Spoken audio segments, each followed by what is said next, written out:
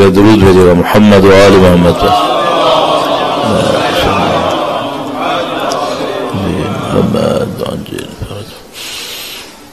اعوذ باللہ من الشیطان الرجیم.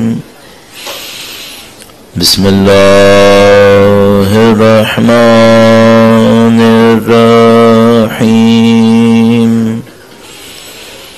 الحمد للہ رب العالمین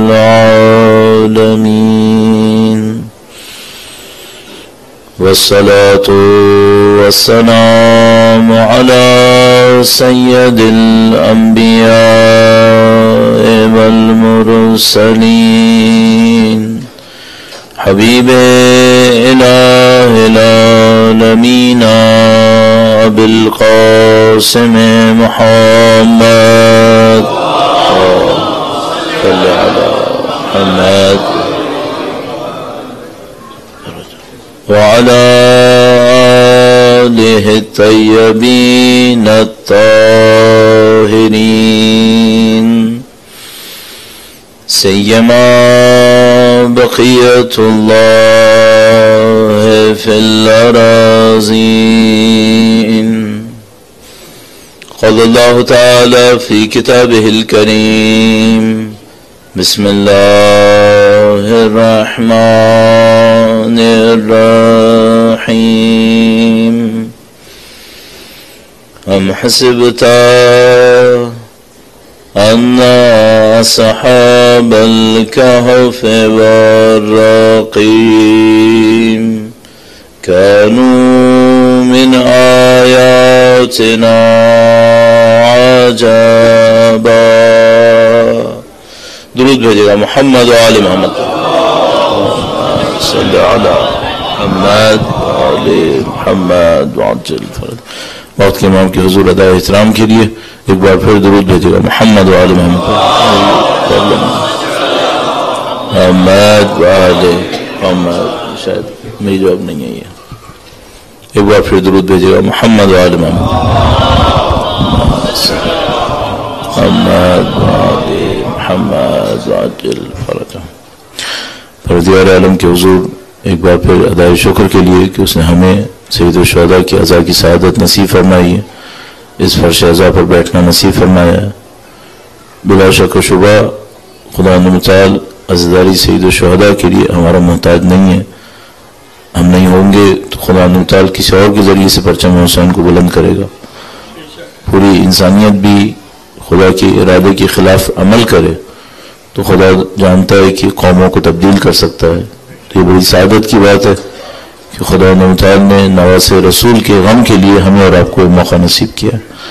خدا کی دی ہوئی اس نعمت کا شکر بجا لانے کے لیے اور اس دعا کے ساتھ کہ انشاءاللہ نہ صرف اس نسل بلکہ نسلاً بعد نسلاً قیامت تک ہماری تمام نسلوں کو سید الشہداء کے چاہنے والوں میں قرار فرمائے. انشاءاللہ دنیا اور آخرت نے ان کی ہمراہی نصیب فرمائے، ان کے فرزند کے ظہور کا دن دیکھنا نصیب فرمائے اور ان کی نصرت کی راہ میں شہادت نصیب فرمائے. ایک بار پھر تمام دعاؤں کی قبولیت کے لیے دنیا میں جہاں کہیں بھی سید الشہداء کے عزیزدار موجود ہیں ان کی حفاظت کے لیے مزید توفیقات کے لیے درود بھیجیں محمد و آل محمد پر محمد و آل محمد وعجل فرجہم. پروردگار عالم نے سید الشہداء کے ذریعے سے ایک ہدایت کا اور انسانوں کو کمال تک پہنچانے کا سلسلہ شروع فرمایا ہے. اور جس طرح سے وقت گزرتا جا رہا ہے، صدیاں گزر رہی ہیں، ہم اس سلسلے کے اندر آنے والی ترقیوں کو احساس کر رہے ہیں. آج سے 40-50 سال پہلے میں اور آپ جس چیز کو چند محلوں تک محدود دیکھتے تھے، اور اگر میں اس سے بھی پہلے جاؤں تو جب سید الشہداء کی شہادت ہوئی ہے تو ظاہر ہے ایک بیابان کے اندر چند لاشوں کی سوا کچھ نہیں بچا تھا. وہاں سے سید الشہداء نے سلسلے کو شروع کیا. بی بی زینب سلام اللہ علیہ کی قربانیاں، فداکاریاں، جانثاریاں. اس کے بعد خدا تعالیٰ نے اس مسئلے کو فروغ دیا اور آج اس وقت دنیا میں یہ عالم ہے کہ انسانیت کے سب سے بڑے اجتماعات سید الشہداء کے نام پہ ہو رہے ہیں، اور جس گہرائی کے ساتھ ہو رہے ہیں، جس تسلسل کے ساتھ ہو رہے ہیں. ہم نے سنا ہے کہ شاید ہندوستان کے اندر بعض موقعوں پر کوئی میلہ لگا کرتا ہے جس کے اندر کافی لوگ آتے ہیں، لیکن ہم جانتے ہیں کہ جذبات کی جو گہرائی ایک شیعہ کے اندر شب عاشور ہوتی ہے، وہ جذبات کی گہرائی کہیں نہیں ہوتی، اور جس تسلسل کے ساتھ ہوتی ہے. الحمدللہ رب العالمین، یہ خود خدا متعال کے معجزوں میں سے ایک معجزہ ہے. اور جو دعا آج کے لیے بیان کی گئی ہے، آج اور کل کے دن کے لیے، اعظم اللہ اجورنا بمصابنا بالحسین، خدا متعال ہمارے اجر میں اضافہ فرمائے جو سید الشہداء کے غم کے لیے ہم نے منایا. اور اس کا دوسرا حصہ میرا اپنے خیال ہے کہ انتہائی اہم ہے، وجعلنا من الطالبین بثارہ، اور ہمیں ان کے خون کے انتقام کو طلب کرنے والوں میں سے قرار فرمایا. یعنی خدا تعالی کہہ رہا ہے کہ یہ کہ تم غم مناؤ یہ ایک مرحلہ ہے، یہ کہ امام کے غم کو لے کر آگے بڑھو دنیا کے اندر، اس غم کو لے کر اپنے وقت کے امام کی نصرت کرو، یہ دوسرا مرحلہ ہے. اور یہ وہ مرحلہ ہے جس کے اوپر ہم نے ان چند دنوں میں گفتگو کرنے کی کوشش کی. آپ کے پاس صرف ایک ذمہ داری نہیں ہے. آج کی جو دعا آپ کے پاس موجود ہے، آپ یقیناً مختلف ذرائع سے اس دعا کو لے رہے ہوں گے، کہیں واٹس ایپ کے اوپر آ رہی ہوگی، شاید میسیجز پہ آئی ہو. اعظم اللہ اجورنا بمصابنا بالحسین وجعلنا من الطالبین بثارہ،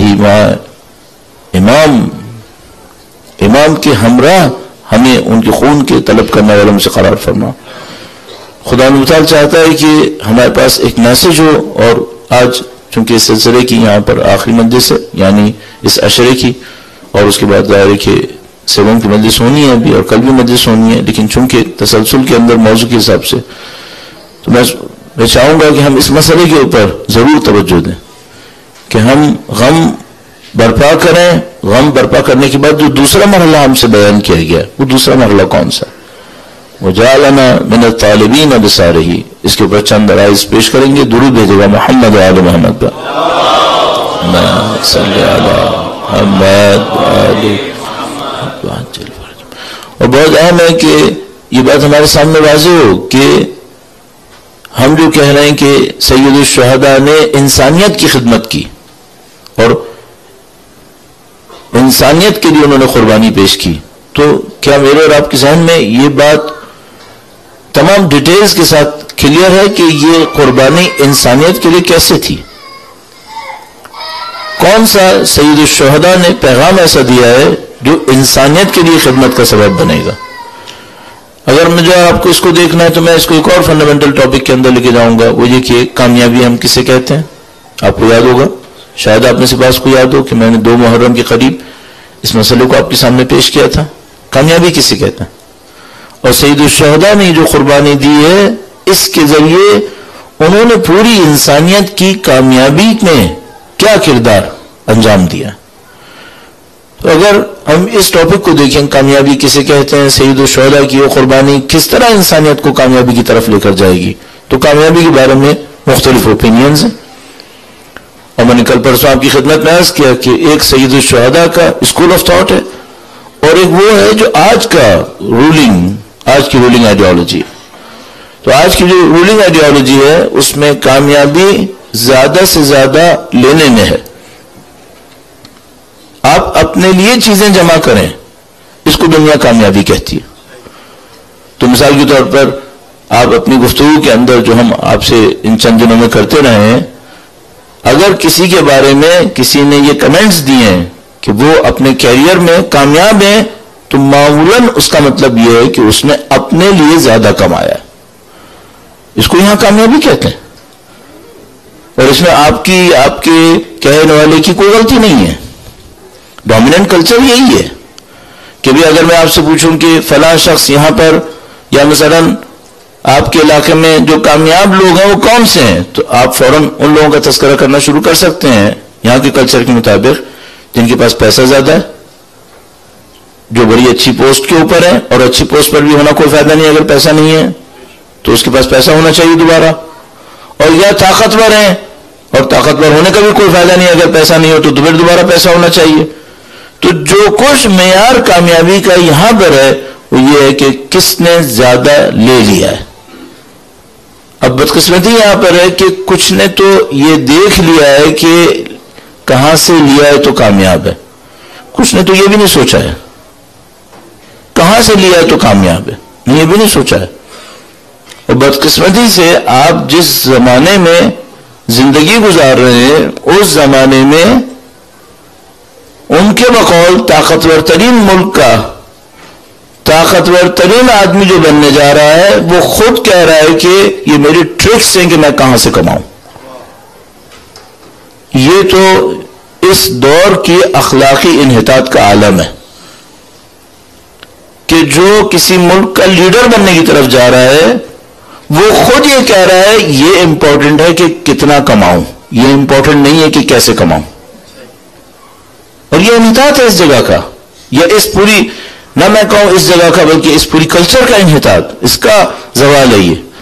تو کامیابی کا معیار یہ ہے کہ کس نے زیادہ لیا ہے، اور میں نے عرض کیا عقل مند ہوا ہے تو تھوڑا دیکھ لیا کہ کہاں سے لیا ہے، صحیح لیا ہے یا غلط لیا ہے، ورنہ زیادہ تر یہ کوشچن بھی نہیں ہے۔ اگر بہت لے لیا ہے بس یہ کامیاب ہو گیا، غیر اس کا سید الشہداء کی فکر سے کوئی تعلق نہیں ہے۔ سید الشہداء کی فکر میں ایک آدمی بہت زیادہ کما گیا ہے، سید الشہداء کے نزدیک کوئی حیثیت ہے اس کی؟ اب ہم سید الشہداء کی فکر سے واقف ہیں، ہمیں معلوم ہے اگر ہم سے یہ کوئی کہے نعوذ باللہ کہ سید الشہداء نے اپنی زندگی میں کسی دولت مند کا احترام کیا اس وجہ سے کہ اس کے پاس دولت تھی، ہم اسٹریٹ فارورڈ کہہ سکتے ہیں کہ یہ روایت نہ امام کے لیے صحیح ہے، نہ ان کی اولاد کے لیے صحیح ہے، نہ ان کے اجداد کے لیے صحیح ہے، یہ ہو ہی نہیں سکتا۔ ہمیں معلوم ہے ان کی کلچر یہ نہیں ہے۔ تو عزیزان محترم، آپ اور میں جو اس زمانے میں زندگی گزار رہے اس بات سے ہوشیار رہی گا، ایسا نہ ہو کہ ہم اس دنیا کی کامیابی لینے کے چکر میں امام سے دور ہو جائیں، یہ نہ ہو جائے کہیں ہمارے ساتھ۔ ہم تو پازیٹیولی چل رہے ہوں گے اپنی دانش میں اسکور کر رہے ہوں گے، اتنا ہی ہم امام سے دور بھی ہو رہے ہوں گے۔ البتہ میں یہ نہیں کہہ رہا کہ پیسے کمانا غلط ہے یا مثال کے طور پر شہرت لے لینا غلط ہے، میں یہ نہیں کہہ رہا ہوں، لیکن میں کہہ رہا ہوں اسٹینڈرڈ یہ نہیں ہے، کامیابی کا اسٹینڈرڈ یہ نہیں ہے۔ سید الشہداء نے اسے قبول نہیں کیا۔ ایک تو یہ اسٹینڈرڈ ہو گیا۔ اچھا، اب یہ ہے کہ تھوڑا سا کچھ لوگوں نے اس بات کو سمجھنے کی کوشش کی کہ ہاں بہت سارے لوگ ہیں جنہوں نے بہت کچھ کمایا، بہت سارے مشہور بھی ہوئے، لیکن اس کے باوجود ان کی زندگی کے اندر سکون نہیں آ پایا، ان کی زندگی کے اندر اطمینان نہیں آ پایا۔ تو انہوں نے ایک اور چیز ایڈ کی، وہ یہ کہ نہیں، کمائے تو صحیح لیکن دینے والا بھی ہو۔ تو اگر دینے والا ہو تو ہم اس کو کامیابی کے اندر اور بہتر انسان کہیں گے۔ تو اب مثال کے طور پر ایک آدمی ہے جس نے بہت کمایا ہے اور اس بہت کمائے میں سے کچھ اس نے دوسروں کی مدد بھی کی ہے۔ اب وہ یہ ہے کہ مدد کس طرح سے کی ہے، مثال کے طور پر کسی بھوکے کا پیٹ بھرا ہے یا کسی بے گھر کو گھر دیا ہے، بہرحال یہ اچھی چیز ہے، دوسرے کو دینا اچھی چیز ہے۔ آئے سید الشہداء نے ساری انسانیت کے لیے یہ بندوبست کیا ہے؟ ظاہر کہ نہیں۔ تو سید الشہداء نے انسانیت کی خدمت کیسے کی ہے، انسانیت کے کام کیسے آئے؟ مثلا ہمیں معلوم ہے اسی جگہ کے اوپر اسی زمانے کے اندر ہمیں ایسے لوگ معلوم ہے جو اپنی چیریٹی کے اندر بلینز آف ڈالر دے چکے ہیں۔ ہمیں معلوم ہے کہ ان کا یہ کام بہت اچھا بھی ہوا، سید الشہداء کے کام کے مقابلے میں ایک مچھر کے پر کے برابر بھی نہیں ہے۔ کیوں؟ سید الشہداء نے کیا کیا ہے جس کے مقابلے میں یہ کام کوئی حیثیت نہیں رکھتا؟ بالکل صحیح، کوئی حیثیت نہیں رکھتا اس کے مقابلے میں۔ بے نفس ہی اگر اس کو خود دیکھیں کام اچھا ہے، کئی بلین ڈالر دے دیا، اچھا ہے، لیکن ہم کہہ رہے نہیں اس کے مقابلے میں کچھ نہیں ہے۔ کیوں؟ سید الشہداء نے کیا خدمت کی؟ اچھا، اب ایک کامیابی وہ ہو گئی تھی کہ کس نے کتنا زیادہ لیا ہے، ہم نے کہا اس کا سید الشہداء کی فکر سے تعلق نہیں ہے، یہ قطعاً کوئی کامیابی نہیں ہے۔ لینے کے بعد کیا کرے وہ بہت امپورٹنٹ ہے۔ ایک آدمی نے جو کچھ لیا تھا اب اب لوگ یہ سوال نہیں کر پا رہے کہ کہاں سے لیا تھا. جہاں کہیں سے بھی لیا تھا اس نے خود $1 بلین کہیں پر دیے ہیں, ہم اس کو اپریشیٹ کرتے ہیں, لیکن ہم کہتے ہیں سید الشہداء کے کام کے مقابلے میں اس کی کوئی حیثیت نہیں ہے. اس کا مطلب ہے ہم اس بات کو سمجھ رہے ہیں کہ سید الشہداء کا کام صرف چیریٹی نہیں ہے, کچھ اور ہے. اس کا مطلب کیا ہے؟ اس کا مطلب یہ کہ میں جو سید الشہداء کے راستے پہ چلنا چاہتا ہوں, اگر میں نے اپنی زندگی میں جو کمال کیا وہ یہ کہ میں نے کچھ کمایا اور اس کچھ کمائے میں سے کچھ دے دیا, کام تو اچھا کیا, لیکن یہ حسینیت ابھی شروع نہیں ہوئی ہے. ابھی حسینیت شروع نہیں ہوئی ہے. کام اچھا ہے, کوئی مجھ سے کہے کیا یہ برا ہے میں کچھ کماؤں اور کچھ کمائے میں سے کچھ چیریٹی کروں, صدقہ کروں, خیرات کروں, میں کہوں نہیں بہت اچھا ہے, ان کے اجداد نے کیا, ان کی اولاد نے کیا ہے. لیکن اگر کوئی یہ کہے کیا حسینیت چیریٹی میں دینا ہے, میں کہوں گا نہیں, اس سے بہت آگے کی بات ہے, اس سے بہت آگے کی بات ہے. اب اس چیریٹی میں کچھ تو وہ دینا ہوتا ہے جس کے نتیجے میں لینے والے میں محتاجی بڑھ جاتی ہے, کچھ وہ دینا ہوتا ہے جس کے نتیجے میں امپاورمنٹ آ جاتی ہے. میں کہہ رہا ہوں ابھی بھی بہت پیچھے ہے. اب مجھے یہاں تک لگانے کے بعد آپ کے سامنے یہ پیش کرنا ہوگا کہ سید الشہداء نے کون سا ایسا کام کیا ہے انسانیت کے لیے کہ جس کے مقابلے میں یہ چند $1 بلین دے دینا, چیریٹی کے فنڈز کریٹ کر دینا, چند لاکھ لوگوں کو حتی مدد دے دینا, ہمارے نزدیک اس کی کوئی ویلیو نہیں آ رہی سید الشہداء کے کام کے مقابلے میں. اس کو ہمیں دیکھنا پڑے گا. درود بھیجے گا محمد و آل محمد پر. صلی اللہ محمد و آل محمد. سید الشہداء کا کام ان تمام کاموں سے ہٹ کر اس سے کہیں زیادہ بنیادی کام ہے, اس سے کہیں زیادہ بنیادی کام ہے. وہ کام کیا ہے اور اس کا پریکٹیکل امپلیمنٹیشن آج کے دور میں وہ کیسے ہوگا, مجھے اس کو نزدیک کم سے کم ضرور لانا ہے. اچھا, اب مجھے دیکھنا پڑے گا کہ سید الشہداء نے ٹارگٹ کس کو کیا ہے. سید الشہداء نے جس سے لڑنے کا ارادہ کیا ہے وہ کون سی چیز ہے. تو مثلا سید الشہداء بھی چیریٹی کرتے تھے, صدقہ کرتے تھے, لوگوں کی مدد کرتے تھے, لیکن سید الشہداء نے اس پہ اکتفا نہیں کیا, اس پہ رکے نہیں. کرنا اچھا ہے, کوئی کرے اچھا ہے, سید الشہداء یہاں پہ رکے نہیں. سید الشہداء نے گویا ایک نظام دیکھا ہے اور اس نظام کے اندر ایسا ظلم دیکھا ہے جس کے نتیجے میں ہمیشہ لوگ مظلوم اور محروم بنتے رہیں گے. ایک پورا سسٹم ہے نفس پرستی کا, اس کو میں ایکسپلین کرنے کی کوشش کروں گا تھوڑی دیر میں اگر آج وقت بچتا ہے. نفس پرستی کا اور خود غرضی کا ایک پورا نظام ہے.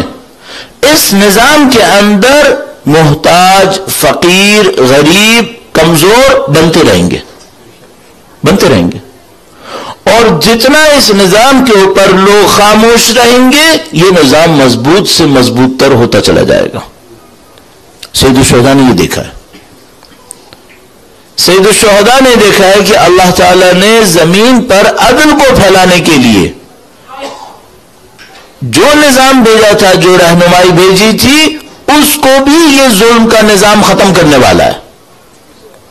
آپ کے سامنے کل میں نے عرض کیا تھا وقت کے امام تشریف لائیں گے, کل یا پرسوں عرض کیا تھا وقت کے امام تشریف لائیں گے, وہ عدل پھیلائیں گے. کیوں عدل پھیلائیں گے؟ تاکہ انسان تزکیہ نفس کر سکیں, معنوی ترقی حاصل کر سکیں, اللہ کا قرب حاصل کر سکیں.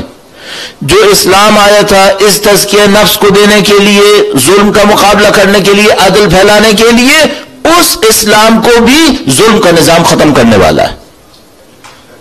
اگر ظلم کا نظام اس اسلام کو ختم کرنے میں کامیاب ہو جاتا تو کیا ہوتا؟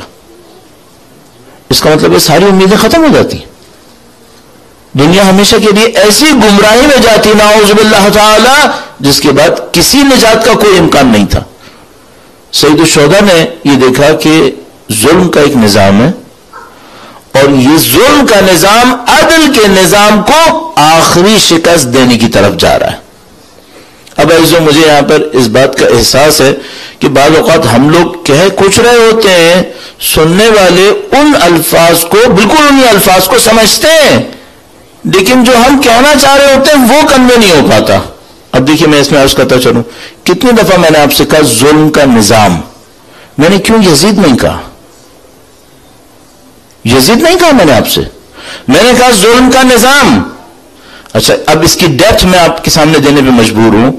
جس طرح عدل کا ایک نظام ہے، حضرت آدم کے ذریعے شروع ہوا، حضرت آدم علیہ السلام کے ذریعے سے ہدایت کا، عدل کا ایک نظام، انبیاء کرام آتے رہے، سید الشہداء اس کا حصہ ہے، وارث آدم ہے، وارث نوح ہے، وارث تمام انبیاء ہیں. یہ عدل کا پورا نظام ہے. اچھا کیا یہ نظام ہے یا پیسز ہیں؟ سسٹم ہے یا پیسز ہیں؟ تو ہم کہتے ہیں نہیں، کنٹینیوٹی میں ایک سسٹم ہے پورا. اس میں شریعت باری باری نازل ہوئی ہے اور اپنی پرفیکشن کے اوپر آئی ہے. اس کو آپ چینج نہیں کر سکتے. یہ مثال کے طور پر اینٹوں کا ڈھیر نہیں ہے کہ آپ ڈھیر کو یہاں سے اٹھا کے کہیں اور رکھ دیجئے، ڈھیر کو اوپر سے نیچے کر لیجئے، ایسا نہیں ہو سکتا.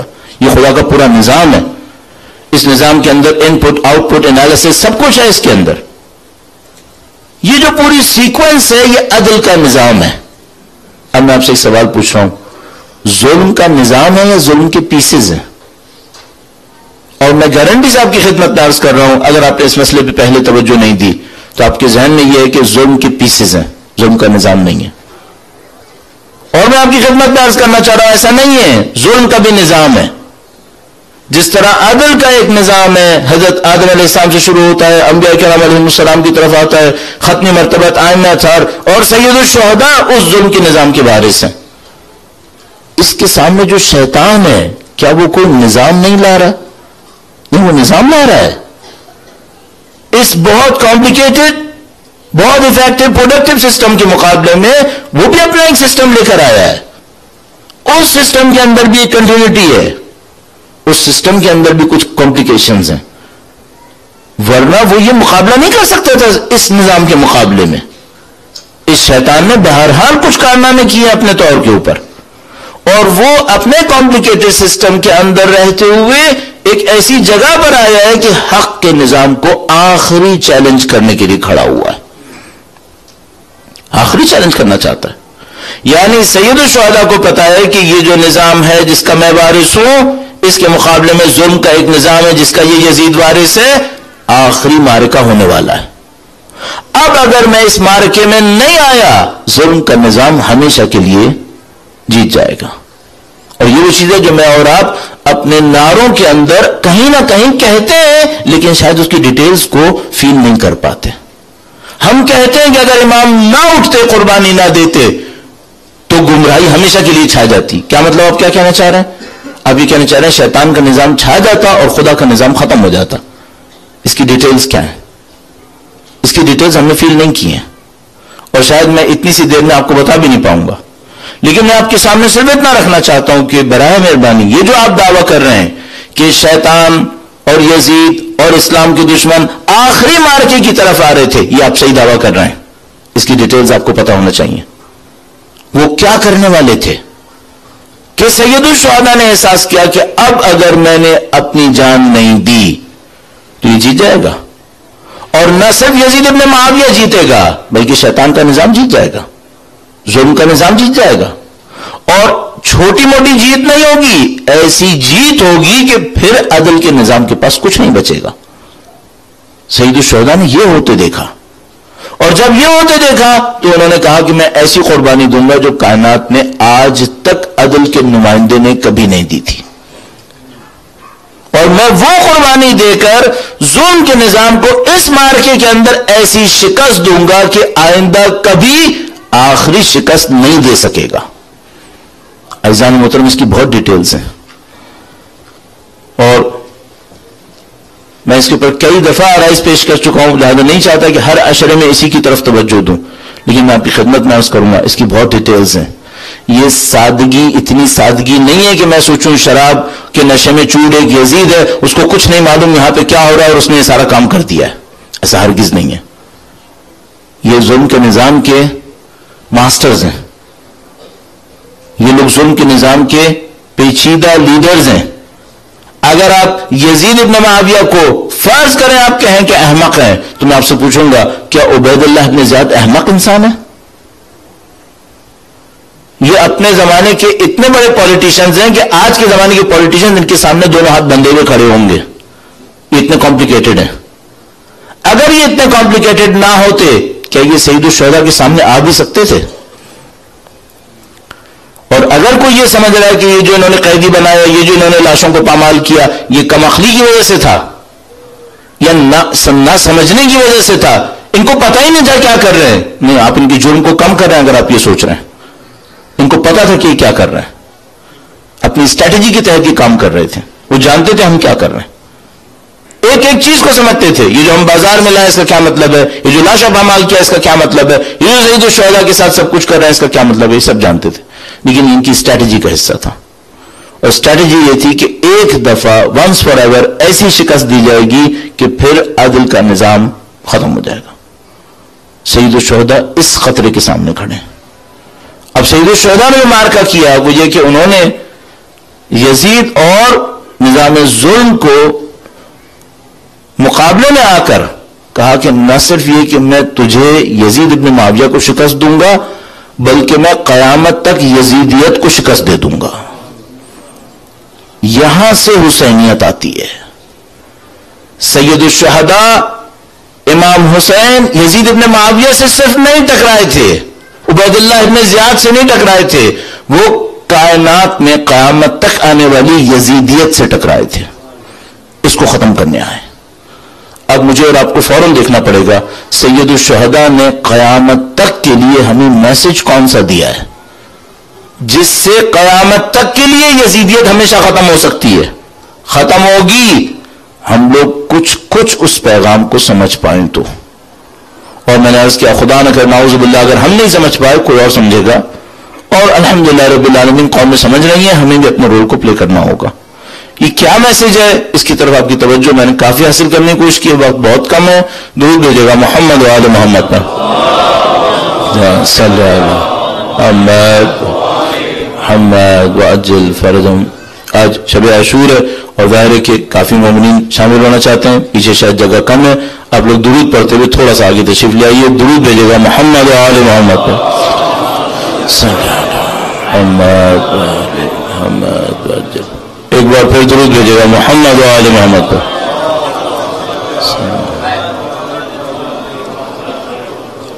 وقت کے امام کے حضور ادائے احترام کے لیے اور شب عاشور کی تسلیت پیش کرنے کے لیے درود بھیجے گا محمد و آل محمد.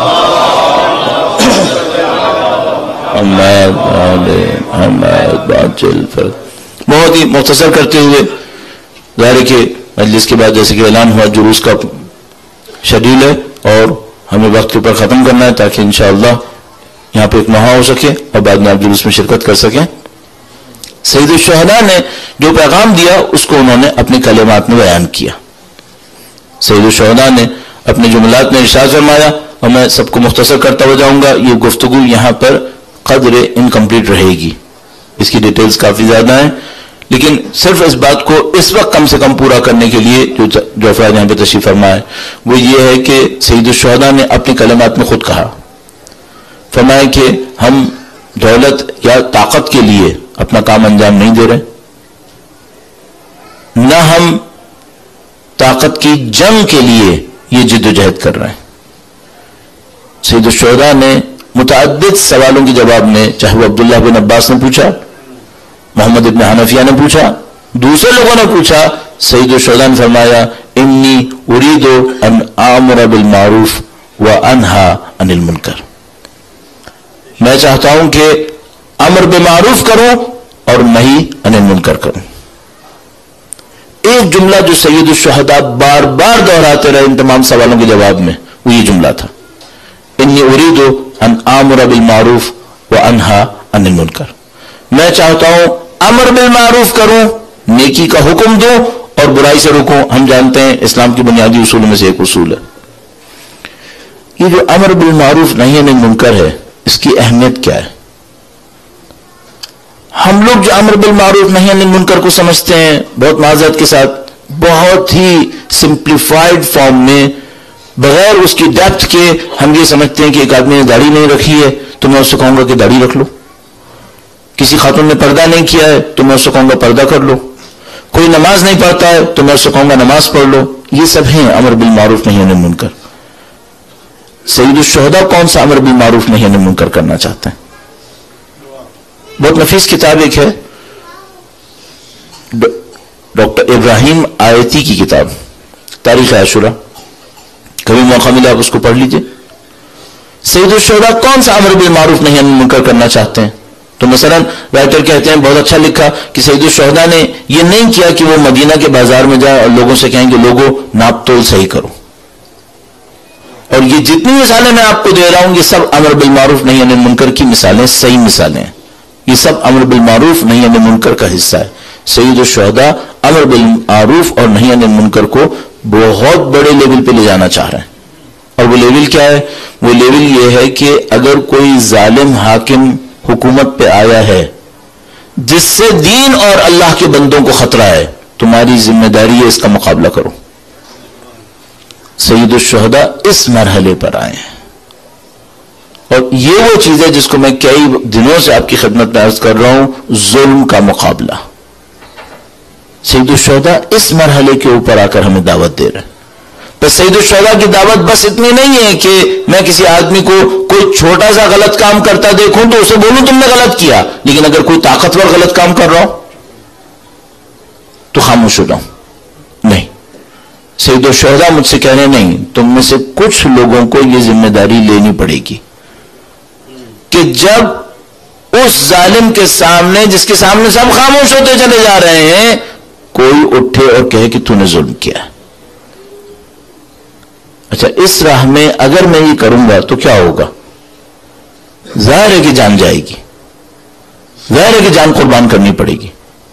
اگر کوئی ایسا ظالم ہوا جو اس طریقے سے انسانوں کے خون سے کھیل رہا ہوا اور اس سے میں کہوں کہ تم نے ظلم کیا ہے، تم نے غلط کیا ہے، تو کیا وہ مجھے چھوڑ دے گا؟ ظاہر ہے کہ نہیں. سید الشہداء نے ہمیں اس فکر پہ لے جا کے کھڑا کیا، کہا کہ ہاں یہ وہ مرحلہ ہے جو میں تم سے چاہ رہا ہوں کہ تم کرو.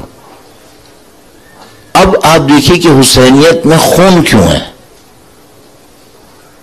ورنہ آپ تصور کیجئے اگر معاملہ اتنا ہے کہ سید الشہداء نے کوئی کام کیا ہے جس کے نتیجے میں میری اور آپ کی شفاعت ہو گئی اور معاملہ ختم ہو گیا، تو کسی ظالم کو ہم سے لڑنے کی کیا ضرورت ہے؟ کوئی ظالم کیوں گھبرا رہا ہے؟ متوکل عباسی سید الشہداء کی قبر پہ کیوں ظلم کرنا چاہتا ہے؟ اور حتی آج کے دور میں یہ صدام حسین جیسے لوگ یہ کیوں سید الشہداء سے نشانہ لے رہے ہیں، کیوں سید الشہداء سے لڑنا چاہتے ہیں؟ ہم سب کو معلوم ہے سید الشہداء کی میسج کی ایک ڈیپتھ ہے، اور وہ ڈیپتھ یہ ہے کہ جو بھی ظلم کرے گا اس کے سامنے سید الشہداء کا ماننے والا کوئی کھڑا ہو جائے گا، مقابلہ کرے گا. اور ہمارے دور کے اندر بہت خوبصورت مثالیں ہیں ہمارے پاس. الحمدللہ ہم آج کے دور کو بہت سنہری دور کہتے ہیں، بار بار آپ کے سامنے کہہ چکے ہیں. بہت خوبصورت مثالیں ہمارے پاس موجود ہیں. مثلا آیت اللہ محمد باقر صدر کی مثال. صدام کو دور آیا، ہر چیز پہ پابندی لگ گئی، کوئی امام حسین کے روزے پہ نہیں جا سکتا، مسائل ہی مسائل، مصیبتیں ہی مصیبتیں، لاکھوں لوگ مر گئے اور لاکھوں لوگ جیلوں کے اندر چلے گئے، عورت مرد بچے سب کی عزتیں پامال، جان و مال سے کھیلا گیا. ایک متقی پرہیزگار سید بزرگوار کھڑے ہوئے اور انہوں نے کہا کہ نہیں یہ غلط ہو رہا ہے. اور ہر ایک نے ان کو سمجھایا کہ دیکھیے آپ شہید ہو جائیں گے. ان کا ٹھیک ہے. اور ان کے ایک شاگرد نے ایک دفعہ مکالمے کے اندر بتایا کہ ہم نے استاد سے کہا کہ استاد آپ شہید ہو جائیں گے اور عراق کی قوم اس وقت آپ کی شہادت سے فائدہ نہیں اٹھا پائے گی. اور انہوں نے فرمایا کہ شہید باقر صدر نے کہا کہ مجھے معلوم ہے کہ ایسا ہوگا، لیکن ہر دور میں ہر ظالم کے سامنے کچھ لوگوں کو میرے جد امجد کی سیرت پہ چلنا ہوتا ہے. میں اپنے جد امجد کی سیرت پہ چلوں گا، مجھے معلوم ہے میرا خون پامال ہوگا، لیکن انہوں نے فرمایا کہ میں نے اپنے جد امجد سے سیکھا ہے کہ یہ خون اثر ضرور لائے گا، یہ خون اثر لائے گا. عزیزان محترم، یہ وہ پیغام ہے جس کے سامنے آج کے فریڈم فائٹر سر جھکانے پہ مجبور ہوئے ہیں. آپ اور میں سن رہے ہیں مثلا نیلسن منڈیلا یہ کہتا ہے کہ میں جیل میں تھا، میں سوچ رہا تھا کہ سائن کر دوں اور میں تمام مسائل کو ختم کر دوں، اچانک مجھے یاد آیا کہ نہیں امام حسین نے مقابلہ کیا تھا. تو کہنے لگا میں ڈٹ گیا اور میں نے کہا کہ نہیں اب میں اس کا مقابلہ کروں گا. یہ لوگ کس اسپرٹ کو امام حسین سے سیکھ رہے ہیں؟ یہ لوگ اس اسپرٹ کو سیکھ رہے ہیں کہ نہیں ہمیں کوئی مسئلہ نہیں ہونا چاہیے، اکیلے ہونا بھی مسئلہ نہیں ہے. ہمیں ظالم کو ظالم کہنا چاہیے، غلط کو غلط کہنا چاہیے. یہ امر بالمعروف نہی عن المنکر کا کم سے کم درجہ ہے. البتہ امر بالمعروف نہی عن المنکر کی بہت ڈیٹیلز ہیں، اس کی بہت زیادہ شرائط ہیں. ان تمام کو اچھی طرح پڑھنا، ان تمام کو اچھی طرح سیکھنا میدان عمل میں آنے سے پہلے بہت ضروری ہے. لیکن میں آپ کی خدمت میں عرض کرنا چاہ رہا ہوں، اگر میں اور آپ حسینی بننا چاہتے ہیں تو معاملہ صرف اتنا نہیں ہوگا کہ میں شب عاشور یہاں پہ جمع ہوں، صبح عاشور غم مناؤں اور گھروں کو گیا اور معاملہ ختم. نہیں، سوال یہ ہے کہ آپ کے اندر اتنی طاقت کب آئے گی کہ آپ ظالم کو کہیں کہ تم ظالم ہو، آپ غلط کو کہہ سکیں کہ ہاں یہ غلط ہے. اچھا، جب کوئی یہ کہے گا تو وہ بچ جائے گا، سیف اور سیکیور رہے گا؟ نہیں. یہ سید الشہداء کے نظام کی بڑی عجیب خوبصورتی ہے. دنیا کا ہر لیڈر، تقریباً ہر لیڈر اپنے ماننے والوں سے کہتا ہے تم اگر میرے راستے پہ چلو گے نا تو تمہیں ساری کامیابیاں مل جائیں گی، دنیا کی ہر چیز صحیح ہو جائے گی. تم سوشلزم کے اوپر جاؤ، تم کیپٹلزم کے اوپر جاؤ، تم فلاں پارٹی کے اندر جاؤ، تمہاری دنیا بن جائے گی. اصل سید الشہداء نے پہلے دن سے اپنے چاہنے والوں کو یہ کہا، مدینے میں خط لکھا، جب مکہ تشریف لا چکے تھے مدینے کے لوگوں کو خط لکھا، خاص کر جوانوں کو خطاب کیا اور کہا کہ جو ہمارا ساتھ دے گا وہ شہید ہو جائے گا. ابھی نہیں پتا تھا کہ کوفے والے ساتھ نہیں دیں گے، اور میرا اپنا یہ خیال ہے کہ جب امام نے یہ خط لکھا تو اس وقت یہ بھی کنفرم نہیں ہوا تھا کہ کوفہ جائیں گے یا کہیں اور جائیں گے. لیکن امام نے اسی موقع پر کہہ دیا تھا کہ دیکھو اگر تم میرا ساتھ دینے کی بات کرو، جو میرا ساتھ دے گا وہ شہید ہو جائے گا. لیکن انہوں نے ساتھ ہی یہ بھی فرمایا تھا کہ جو ہمارا ساتھ نہیں دے گا اسے کامیابی نہیں ملے گی. اور ایک موقع کے اوپر انہوں نے فرمایا کہ جو ہمارا ساتھ نہیں دے گا وہ پسترین ذلت میں مبتلا ہوگا. اور یہ قوموں کی تاریخ ہے.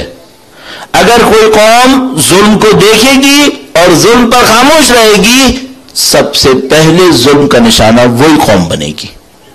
یہ قوموں کی تاریخ ہے، اور اس کو ہمیں کہیں اچھے موقع کے اوپر اسٹڈی کرنا چاہیے پوری تفصیل سے کہ کوئی اگر امر بالمعروف نہی عن المنکر کو انجام نہیں دیتا ہے تو کیا ہوتا ہے.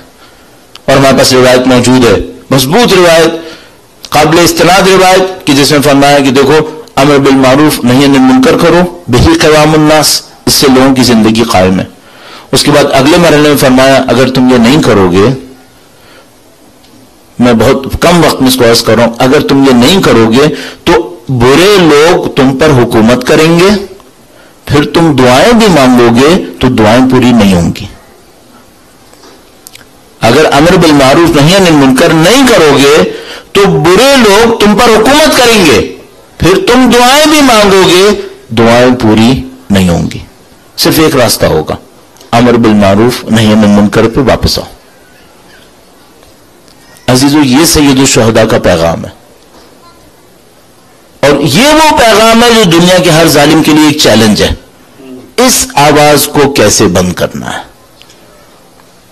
ان کو پتا ہے باقی سب کو خریدا جا سکتا ہے، ڈرایا جا سکتا ہے، لیکن جو سید الشہداء کا ماننے والا ہے اس کے اندر 3 کوالٹیز آ جاتی ہیں. نمبر 1، وہ خاموش نہیں بیٹھے گا. نمبر 2، وہ لالچی نہیں ہے کہ خریدا جا سکے. نمبر 3، وہ موت سے نہیں ڈرتا کہ اسے ڈرایا جا سکے. تو سید الشہداء کا چاہنے والا، سید الشہداء کا سچا ماننے والا سفیر حسین اپنی ذات میں نمبر 1 اتنی بہادری رکھتا ہے کہ بولتا ہے.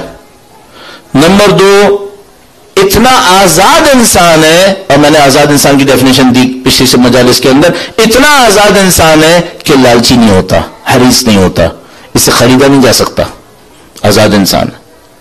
اور اتنا جری، نڈر، بہادر ہے کہ اسے کوئی موت سے ڈرا بھی نہیں سکتا. یہ ہماری مثالوں میں لوہے کی فولاد کی چٹان ہے، یہ پہاڑ ہے پھر. اور امیر المومنین نے ایسے ایک پہاڑ مالک اشتر کے لیے کہا تھا کہ کل جبل الراسخ، یہ استقامت کا پہاڑ تھا. اور مومن کے لیے فرمایا المومن کل جبل الراسخ لا تحرکہ العواصف، مومن ایسے پہاڑ کی مانند ہے جس کو کوئی آندھی اپنی جگہ سے ہلا نہیں سکتی. کیوں نہیں ہلا سکتی؟ نہ خاموش رہتا ہے، نہ لالچی ہوتا ہے کہ بکے، نہ بزدل ہوتا ہے کہ موت سے ڈرے. یہ آزاد انسان ہوتا ہے. اور یہ کب ہوتا ہے؟ جب یہ سید الشہداء کو سمجھ لیتا ہے. یہ جانتا ہے کہ مجھے حق کے اوپر جانثاری کرنی ہے. عزیزو، یہ آج کی شب کے لیے پیغام ہے سید الشہداء کا. اچھا، اب ہمیں معلوم ہے میرا جیسا کمزور انسان بھی اس میدان میں آگے بڑھنا چاہتا ہے، اور مثلا کوئی بہت طاقتور انسان جیسے آج ماشاءاللہ لبنان کے سید ہیں، ایران کے اندر سید ہیں، عراق میں سادات ہیں، ماشاءاللہ اس وقت کتنی طاقت سے آگے بڑھ رہے ہیں. ہمارے سامنے بہت بہترین مثالیں موجود ہیں. تو ہم جیسے کمزور بھی ہیں جو بہرحال اپنی نفس پرستیوں کے اندر بھی مبتلا ہوئے ہیں، کئی خود غرضیوں کے اندر بھی مبتلا ہوئے ہیں، اور ہمارے سامنے چند انتہائی بہادر، انتہائی وزین اور دنیا کو شکست دینے والے ایسے سید الشہداء کے چاہنے والے بھی ہیں. ایسو یہ مقابلہ ہے جس میں ہمیں آگے بڑھنا ہے، اور مجھے یقین ہے، اس پر میرا پورا ایمان ہے، ہم اور آپ کی زندگیاں نتائج دیکھنے سے بہت نزدیک ہیں. ہم اور آپ کی زندگیاں اب بہت دور نہیں ہیں کہ ہمیں حسینیت کے نتائج نظر آنے چاہیے. اور ایک طرف سے یہ ہمارے لیے خطرہ بھی ہے، وہ یہ کہ خدا نہ کرے ان آخری معرکوں میں ہم لوگ سست نہ پڑ جائیں. اچھا، فوری طور پر بہت جلدی میں، ہمارے پاس وقت نہ ہونے کے برابر ہے، آج کی جو ڈومیننٹ کلچر ہے وہ جانتی ہے کہ حسینی کو خاموش کیسے کرنا ہے. وہ بھی اپنی طاقت دکھا رہی ہے. مثلا جب سید الشہداء کا ماننے والا یہ کہتا ہے کہ میں پوری انسانیت کی خدمت کی خاطر پورے ظلم کے نظام سے ٹکراؤں گا، انسانیت کی خاطر پورے ظلم کے نظام سے ٹکراؤں گا، تو آج کی کلچر کیا دیتی ہے؟ آج کی کلچر دیتی ہے خود غرضی. تم اپنے آپ کو دیکھو، تمہیں باقی کی کیا پرواہ، اپنے لاک کے اندر گھومو، اپنی زندگی کو دیکھو. تو یہ جو آج کی کلچر ہے، ڈومیننٹ کلچر، وہ خود غرضی دیتی ہے، اپنے آپ کو دیکھو بس. اور ہم دنیا کے اندر ایسے لوگوں کو بہت دیکھ رہے ہیں، انہیں کوئی غرض نہیں ہے دنیا میں کون مر رہا ہے کون جی رہا ہے، ان کو صرف ایک بات سے غرض ہے، میرا فریج بھرا ہوا ہے، میری گاڑی اچھی ہے، میرا گھر اچھا ہے، میرا معاملہ ختم ہو گیا. یہ آج کی ثقافت ہے، انسانیت کی خدمت کی بجائے خود غرضی. اچھا، سید الشہداء کی ثقافت کیا ہے؟ سید الشہداء کی ثقافت یہ ہے کہ تم ظلم کے مقابلے میں للکارو. اچھا، آج کی جو رائٹ ثقافت، ڈومیننٹ کلچر ہے، وہ کیا کہتا ہے؟ وہ یہ کہتا ہے کہ جتنا اپنی زندگی کو دیکھ کر خاموشی سے خود مزے لے لو یہ کافی ہے. سید الشہداء کی ثقافت کہتی ہے موت سے مت ڈرو، موت سے مت ڈرو، دنیا ہاتھ سے چلی جائے اس سے مت ڈرو. آج کی دنیا کیا کہتی ہے؟ دنیا ہی سب کچھ ہے اور موت انتہا ہے. آپ بہت خطرناک کلچر کے سامنے بیٹھے ہوئے، آپ امام حسین کی کلچر کے مقابلے میں ایک انتہائی خطرناک کلچر کے سامنے بیٹھے ہوئے.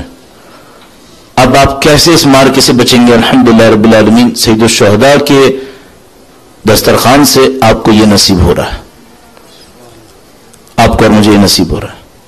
اور ہم ایک بات جانتے ہیں، چاہے ہم یہ سب سمجھ سکے چاہے نہ سمجھ سکے، ہمیں اس میں کوئی شبہ نہیں ہے کہ ہمارے امام نے جو قربانی دی ہے وہ بے مثال قربانی ہے. یہ ہم سب کو معلوم ہے. ہمیں احساس ہے کہ شاید ہمارے اندر وہ گہرائی نہ ہو جو سید الشہداء کو سمجھنے کے لیے چاہیے ہوگی، لیکن اللہ کا کرم ہے، خدا متعال کا شکر ہے، امام حسین کی محبت ہمارے دلوں کے اندر ہے. اور عزیزو، یہی امید کی کرن ہے، یہ کہ آپ یہاں پہ تشریف فرما ہیں اور امام حسین کی محبت کے ساتھ یہاں پر موجود ہیں، سید الشہداء کے غم کے لیے یہاں پر موجود ہیں. اس کا مطلب یہ حسینیت کا راستہ کھلا ہوا ہے، اور سید الشہداء کی فکر آپ کو ہمیں بلا رہی ہے. اور میں اپنے دل کا ایک عقیدہ اور بھی آپ کی خدمت میں عرض کروں.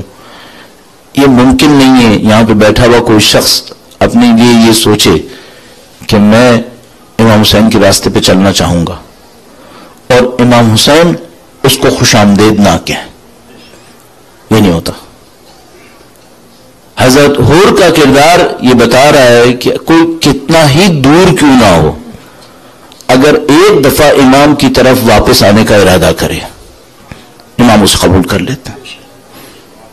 کریم امام ہے اور کریم خاندان کا با کرامت وارث ہے، با کرامت وارث، قبول بھی کرتے ہیں اور اس سے بڑی قربانی دیتے ہیں جو ان کے ماننے والے نے دی ہو، اس سے بڑی قربانی دیتے ہیں۔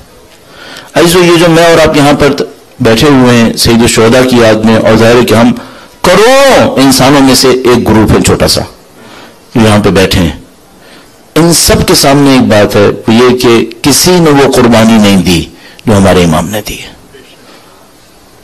وہ کون سی قربانی ہے؟ وہ کون سی قربانی ہے جو کسی نے نہیں دی ہے اور وہ امام علی مقام نے دی ہے؟ تو عزیزو، آج کی شب ہے حضرت علی اصغر کے نام، حضرت علی اصغر کے نام، اور ہمارے پاس اس طرح کے واقعات موجود ہیں کہ اگر کوئی شخص کربلا کا واقعہ کسی اور کو بتا رہا ہوتا ہے اور بتاتا ہے کہ جوان شہید ہوئے، کس طریقے سے جوانوں نے قربانی دی، تو سننے والا اس کو غم کے ساتھ سنتا ہے، لیکن وہ یہ سوچتا ہے کہ ٹھیک ہے جوان تھے قربانی دی۔ جب اسے بتایا جاتا ہے کہ بوڑھوں نے بھی قربانی دی ہے، حبیب ابن مظاہر جیسے نے، مسلم ابن اوسجا جیسے نے، تو وہ یہ افسوس کرتا ہے کہ بوڑھوں نے بھی قربانی دی۔ اور جب اس کو بتایا جاتا ہے کہ رسول کے نواسے نے، جس کو رسول اپنے کندھوں پہ بٹھایا کرتے تھے، اس نے بھی قربانی دی، تو اس کا تعجب اور بڑھ جاتا ہے۔ لیکن دنیا میں کہیں بھی یہ بتایا جائے کہ 6 مہینے کے ایک بچے نے بھی قربانی دی ہے، اب ساری دنیا یہ سوچنے پر مجبور ہو جاتی ہے کہ اس کا بدل کیا ہے، اس کا بدل کیا ہے۔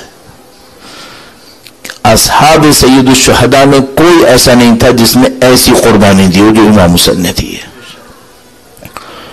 اب تک کا جو سلسلہ نبوت اور امامت تھا، اس کے اندر کوئی قربانی ایسی نہیں آ رہی تھی جو سید الشہداء کے علی اصغر کی قربانی کے برابر آ رہی ہو۔ اور اس قربانی کے متعدد اسرار اور اس کے پہلو تھے، اور ہم دیکھتے ہیں کہ خدا متعال بچوں اور ماں کے رشتے کو قرآن کریم میں ایک خاص انداز میں بیان کرتا ہے۔ یہ جو بچے کا اور ماں کا رشتہ ہے، ہم لوگ مرد ہونے کے ناطے ظاہر ہے کہ اس تعلق کی گہرائی کو، اس کی نزاکت کو ہم نہیں سمجھ پاتے، لیکن خدا وہ ہے جو ماں کا بھی خالق ہے۔ خدا کو پتا ہے ماں اپنے بچے کو کس انداز میں دیکھتی ہے، خدا متعال جانتا ہے، وہ باپ کا خالق ہے، اس کو پتا ہے کہ ایک چاہنے والا باپ اپنے بچے کو کس انداز میں دیکھتا ہے۔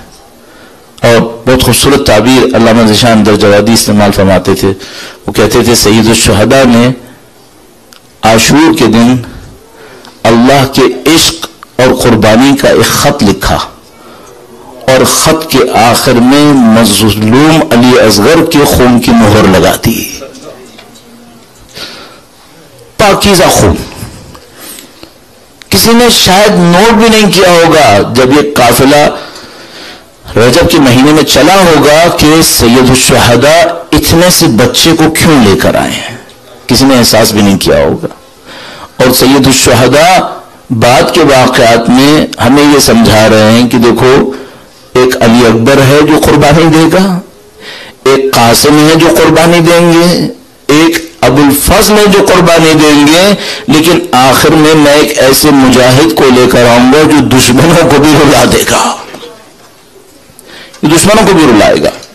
لہذا ایسا ایک موقع آیا جب سید الشہداء میدان کربلا میں تنہا کھڑے ہوئے تھے۔ کل ہم عاشور کے مسائل پڑھیں گے، لیکن اگر صرف ایک منظر کو اس میں سے لیں تو ایک لمحہ آیا جب سید الشہداء میدان کربلا کے اندر تنہا کھڑے ہیں اور ندا دیتے ہیں حل من ناصر ینصرنا، ہے کوئی جو ہماری نصرت کرے؟ نہیں معلوم اس ندا کی گہرائی کیا ہے، اس ندا کی حقائق کیا ہے، اس کا معنوی مقام کیا ہے، لیکن ہمارے پاس اس طرح کا بیان موجود ہے کہ گویا علی اصغر بار بار اپنے آپ کو جھولے سے گراتے ہیں۔ علی اصغر کی ماں پریشان ہے اور بچے کی پیاس سے بھی واقف ہیں، بچے کی مشکل سے بھی واقف ہیں۔ میں نے آپ کی خدمت میں عرض کیا خدا ماں کے رشتے کا بہت احترام کرتا ہے، ماں کے رشتے کا بہت احترام کرتا ہے۔ ایک موقع پر سید الشہداء علی اصغر کے خیمے کے سامنے آ کر کھڑے ہوئے اور ماں سے کہا کہ بچہ میرے حوالے کرو۔ اب یہ ہے کہ ہم لوگ 1400 سال کے فاصلوں پہ بیٹھے ہیں عزیزان محترم، ہم نے یہ جملہ سنا اور شاید اس کی گہرائی کو احساس نہ کیا ہو، لیکن مجھے یقین ہے کہ مادر علی اصغر نے یہ سوچا ہوگا کہ جو ایک دفعہ خیمے سے باہر گیا ہے وہ واپس نہیں آتا ہے، جو باہر جائے گا وہ واپس نہیں آئے گا اور یہ بچہ شہید ہو جائے گا۔ اور مادر علی اصغر نے پھر بھی علی اصغر امام حسین کے حوالے کر دیا۔ عزیز و خدا متعال قرآن کریم کے اندر بیان فرماتا ہے، کہتا ہے کہ جب ہم نے مادر موسیٰ سے کہا کہ موسیٰ کو پانی کے اوپر ڈالیں تو ہم نے مادر موسیٰ سے 2 وعدے کیے اور کہا کہ دیکھو ایک لکڑی کا صندوق بنا لو اور اس صندوق کے اوپر بچے کو رکھنا، اور دوسرا وعدہ یہ کیا کہ تمہارا بچہ ہم تمہارے پاس ضرور لے کر آئیں گے، تمہارا بچہ تمہارے پاس ضرور آئے گا، تم ماں ہو، ہم تمہارے دل کے جذبات کو جانتے ہیں، گھبراؤ نہیں، بچہ واپس آئے گا۔ اس پر بھی ماں مطمئن نہیں ہوئی تو خدا نے متعال فرماتا ہے وَرَبَطْنَا عَلَىٰ قَلْبِهَا، ہم نے اس کے دل کو مضبوط کیا، ورنہ کوئی ماں یہ بچہ کیسے دے سکتی تھی؟ تو میں خدا نے متعال سے کہوں گا خدایا تو نے موسیٰ کے لیے وعدے کیے کہ واپس لائے گا، جبکہ علی اصغر کے لیے وعدہ تھا کہ نہیں آئے گا۔ تو نے علی اصغر کی ماں کے دل کو کتنا مضبوط کیا ہوگا کہ اس ماں نے یہ شیرخوار سید الشہداء کے ہاتھ میں رکھا اور اعتراض کا ایک جملہ بھی نہیں کہا۔ مادر موسیٰ کی قربانی کو ہم جانتے ہیں، مادر علی اصغر کی قربانی کربلا میں دیکھنی ہے، اور اب سید الشہداء اس شیرخوار کو لے کر میدان کربلا کے اندر آئے۔ عزیزوں میں 2-4 منٹ اور لوں گا ان مسائل کو پڑھتے ہوئے۔ سید الشہداء میدان کربلا کے اندر آئے۔ میں نے کل شاید آپ کی خدمت میں عرض کیا تھا کتنا سخت ہوتا ہے ابو الفضل جیسے کے لیے کہ وہ عمر سعد جیسے پس سے کچھ کہے کہ مہلت دو۔ اب ذرا تصور کیجئے گا کتنا سخت ہوگا سید الشہداء کے لیے، ساقی کوثر کے لیے، اپنے بچے کو دونوں ہاتھ پر اٹھا کر لائے اور دشمنوں سے کہے کہ دیکھو اس مظلوم کی زبان دیکھو، اگر پانی نہیں پلانا تو مجھے مت پلاؤ، اس بیچارے کی کیا تقصیر ہے؟ نہیں معلوم سید الشہداء نے یہ عمل کس طرح سے انجام دیا ہوگا۔ اب ہمارے پاس ایک اور روایت ہے اور بیان میں اس طریقے سے بیان کرتے ہیں کہ جب حضرت علی اصغر کو لے کر دشمنوں کے سامنے آئے تو دشمن دیکھنے لگے کہ اب حسین کیا کریں گے۔ سید الشہداء نے علی اصغر کو بلند کیا، ہمیں نہیں معلوم آیا علی اصغر نے اپنی ننھی زبان دکھائی یا نہیں دکھائی، لیکن اس کا ننھا وجود، مرجھایا ہوا خشک وجود دشمنوں کو سب کچھ بتانے کے لیے کافی تھا۔ بس ایک موقع آیا کہ دشمن کے لشکر میں ایک رونا پیٹنا شروع ہو گیا اور سب دشمن کہنے لگے کہ اگر حسین کو پانی نہیں دے رہے تھے تو ہم نے اس بچے کو پانی دے دینا چاہیے۔ عمر سعد دیکھتا ہے کہ لشکر میں بغاوت کا امکان ہے تو ارملہ سے کہتا ہے کہ اب تو تیر چڑھا۔ اب ارملہ نے تیر چڑھایا۔ تھوڑا سا رکیے گا، یہ جو ارملہ کے پاس تیر تھے اس کو اردو میں اور فارسی میں کہتے ہیں تیر سے شعبہ، اس کے اندر 3 کونے نکلے ہوئے تھے۔ یہ جو تیر سے شعبہ ہوتا تھا یہ اتنا سخت تیر ہوتا تھا کہ اگر اونٹ کے جیسی ران پہ لگے تو ران کٹ جایا کرتی تھی، اتنا سخت تیر شمار کیا جاتا تھا۔ یہ تیزی سے چلتا ہوا جاتا تھا، گھومتا ہوا جاتا تھا اور سب کو کاٹتا ہوا چلا جاتا تھا۔ اب میں اس سے پوچھوں گا اے حرملہ تو یہ بتا اتنے ننھے سے گلے کے لیے یہ جو تو سینے سے شعبہ مار رہا ہے اتنا ننھا سا گلا حرملہ تیر اٹھاتا ہے اور عمر سعد سے پوچھتا ہے باپ کا نشانہ نہیں یا بیٹے کا؟ ابھی تھوڑی سی گہرائی ہے یہاں پہ مسائل میں. عمر سعد لعین اس کو پتا ہے اگر میں حسین کو ماروں گا نا تو حسین کو تکلیف کم ہوگی. کہتا ہے بچے کے گلے کا نشانہ لے. یہ امام حسین کو شہید کرنے سے پہلے شہید کرنا چاہتا ہے. کہتا ہے کیا تجھے بچے کے گلے کی سفیدی نظر نہیں آ رہی؟ اس کی سفیدی کا نشانہ لے. اب تیرے سے دم چلا اور علی اصغر کی قربانی کا وقت آ گیا. اب میں یقین سے کہہ رہا ہوں خدا کے نظام کے فرشتے بھی چلا رہے ہوں گے کہ خدایا جب ابراہیم اسماعیل کو لائے اور اسماعیل کو قربان کرنے لگے تو ابراہیم نے پٹی بھی باندھی تھی, اسماعیل کے ہاتھ پاؤں بھی باندھے تھے اور اسماعیل کی ماں تو دیکھ بھی نہیں رہی تھی. اے خدایا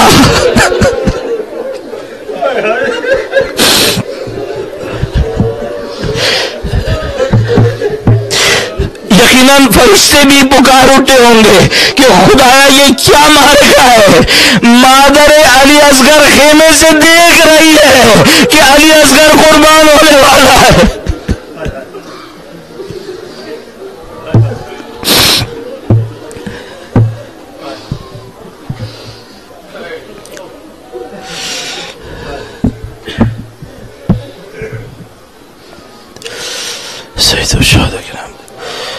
سید الشہداء کے نام پہ مصائب کو جاری کروں گا. یقیناً ہمارے پاس روایت میں موجود ہے علی اصغر کی ماں خیمے سے دیکھ رہی تھی کہ علی اصغر قربان ہونے والا ہے. اور ہمیں معلوم ہے کہ امام حسین کی آنکھوں پر کوئی پٹی بندی بھی نہیں تھی. ہمیں یہ بھی معلوم ہے کہ علی اصغر کے ہاتھ پاؤں میں رسی بندی بھی نہیں تھی. رسی بندی بھی نہ ہونے کا مطلب کیا ہے عزیزو؟ اس کا مطلب یہ ہوتا ہے جب یہ بچہ تڑپے گا تو حسین کو بچے کا تڑپنا بھی احساس ہوگا. یہ بچہ تڑپے گا نا, اس کا خون نکلے گا تو حسین کو پتا چلے گا کہ میرا شیرخوار تڑپ رہا ہے. ان سب کے باوجود امام حسین علی اصغر کو لے کر آئے. اب عزیزو میں 1-2 منٹ اور لوں, ایک اور روایت بیان کروں. علی اصغر کا ہونٹوں کا پھڑانا, اگر میں عربی میں اس کی روایت کو بیان کروں تو شاید اردو والے نہ سمجھ سکیں. جب پانی میں مچھلی ہوتی ہے, اس مچھلی کو باہر نکال دیا جائے تو یہ جو مچھلی پانی کے باہر گرتی ہے یہ اپنے منہ کو دبانا شروع کرتی ہے کہ شاید کہیں سے ہوا پانی منہ پر آ جائے تاکہ یہ زندہ رہ سکے. اس کو کہتے ہیں یتلالا, کہ یہ کہیں نہ کہیں اپنی زبان کو ہلاتی ہے کہ شاید پانی آئے. تو علی اصغر کی یہ حالت ہوئی کہ آخری لمحوں میں ہونٹوں کو بڑبڑایا کہ شاید پانی آیا. لیکن جو تیرے سے دب آیا, اب جو تیرے سے دب آیا, ہمارے پاس مسائل بیان کرنے والے کہتے ہیں تیر چلا اور علی اصغر کا گلا چھد گیا, یعنی اس میں سوراخ ہو گیا اور تیر آر پار ہو گیا. عزیزو قسم خدا کی, شیخ عباس قمی نے کچھ اور لکھا ہے. شیخ عباس قمی لکھتے ہیں تیرے ستم چلا اور بچے کا گلا کان سے کان تک زبا ہو گیا. ننھا سا گلا ہے, یہ چھدے گا کہاں سے؟ یہ تو ذبح ہوا ہے. اب سید الشہداء کے ہاتھ میں علی اصغر کا خون آ گیا اور سید الشہداء کبھی آسمان کی طرف اشارہ کریں, کبھی زمین کی طرف اشارہ کریں. اس مقدس خون کو اپنے چہرے پہ مل لیا کہ کل قیامت میں فاطمہ زہرا خدا سے کہیں گی بأي ذنب قتلت, ہمارا علی اصغر کیوں مارا گیا؟ اگلا مرحلہ لاشا ماں کے پاس لانا ہے. حسین جوانوں کے لاشیں تو ماں کے پاس لائے, لیکن علی اصغر کا ننھا لاشا ماں کے پاس نہیں لائے. خیمے کے پیچھے گئے, ذوالفقار سے گویا قبر کھودی ہے اور کربلا کی گرم مٹی میں علی اصغر کو لٹا دیا. گرم مٹی اوپر سے ڈالی. میں آپ سے پوچھوں گا, کیا امام حسین کے دل میں نہیں آیا ہوگا کہ کاش تھوڑا سا پانی ہوتا, قبر پہ ڈال لیتا. علی اصغر کی مظلومیت کی آخری روایت, بس آخری بات, یہ پٹا ہوا لوٹا ہوا قافلہ کوفہ میں داخل ہوا اور کوفہ میں اعلان کیا گیا کہ یہ باغیوں کا قافلہ ہے. جب لوگوں کو پتہ چلنا شروع ہوا کہ اس میں کون کون مارا گیا تو علی اکبر مارے گئے, قاسم مارے گئے, ابو الفضل فلاں صاحب. ایک دفعہ لوگوں کے سامنے پتہ چلا کہ بھائی 6 مہینے کا علی اصغر بھی مارا گیا, تو لوگ بھی چلا اٹھے کہ ہمارے ساتھ یہ بتا سب بغاوت کر سکتے ہیں, ارے 6 مہینے کا بچہ کہاں بغاوت کرے گا. لعنت اللہ علی القوم الظالمین وسيعلم الذين ظلموا أي منقلب ينقلبون. محترم